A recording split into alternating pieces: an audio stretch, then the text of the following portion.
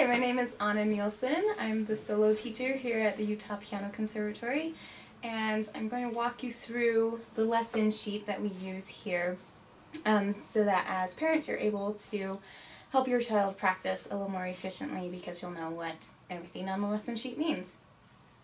At the top we have the student's name and we have the date of the lesson, and they get a new sheet every week. And you can tell if it's current by the date on it. We also have a daily practice goal at the top, which we don't always fill out because this is more a goal-oriented practicing instead of a time limit as well. But sometimes if a student is struggling to get in the right amount of practicing, we might give them some guidelines about how much time they should be spending at the piano.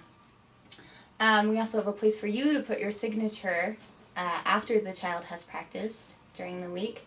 That helps us know that you know they practice and that it's not just them filling out on their own, putting whatever they want.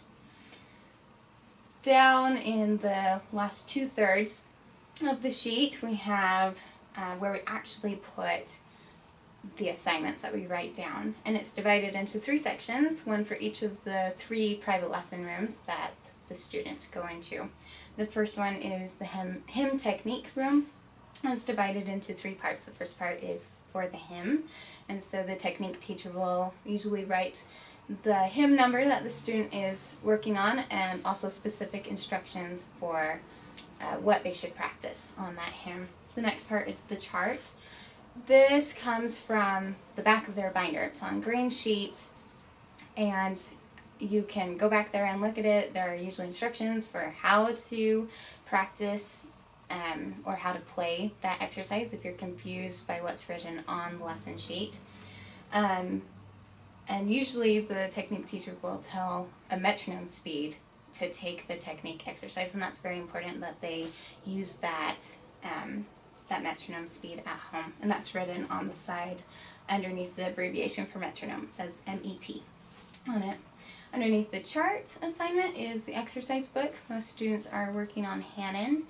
And so the number of the exercise that they're working on will be written there, as well as the metronome speed, again, that they should be using, and then a specific assignment. Often they'll just learn half of the exercise at first and then learn the next half once they've kind of perfected that first part, and then put the 2 together.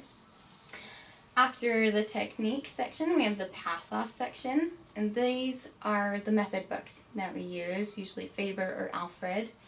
And again, it's divided into 3 sections. We first have the performance section, and that refers to the performance book, which usually has a little bit more challenging pieces for the students to work on.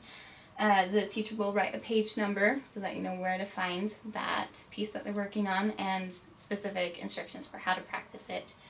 Next is the lesson book, and again, with that, just like the performance and then the technique book, underneath that the teacher will write a page number and then specific instructions about how to practice.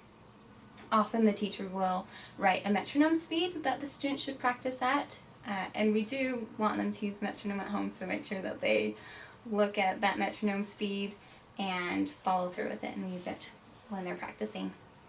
The 3rd section on this sheet is for the solo room. That's the I teach. And again, we have 3 different sections in it. The first section says memorize. If something is written in there, it means that I want the student to memorize that part of their piece during the week.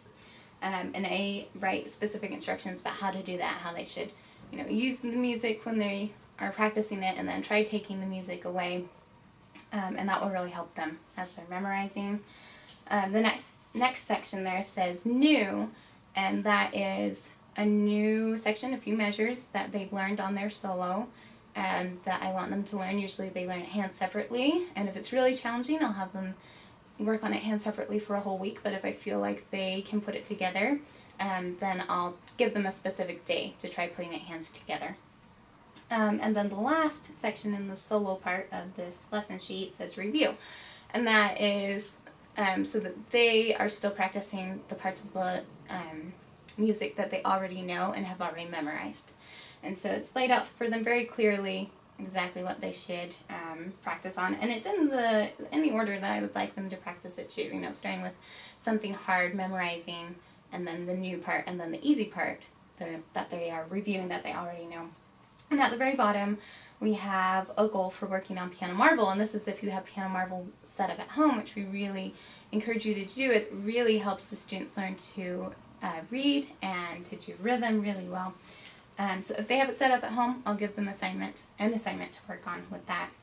On the side of the lesson sheet are the days of the week, and then a little spot for them to put an X or a check mark or whatever they want to do to show that they have practiced that day. And we look at this to assign or to give them music bucks. Depending on how many days they practice, we give them that many music bucks. So it's important that this is filled out. And then you can look at that as a parent and then sign your signature up there at the top and let us know that they have actually done that practicing. And I think that is pretty much everything on the lesson sheet. So thank you for watching.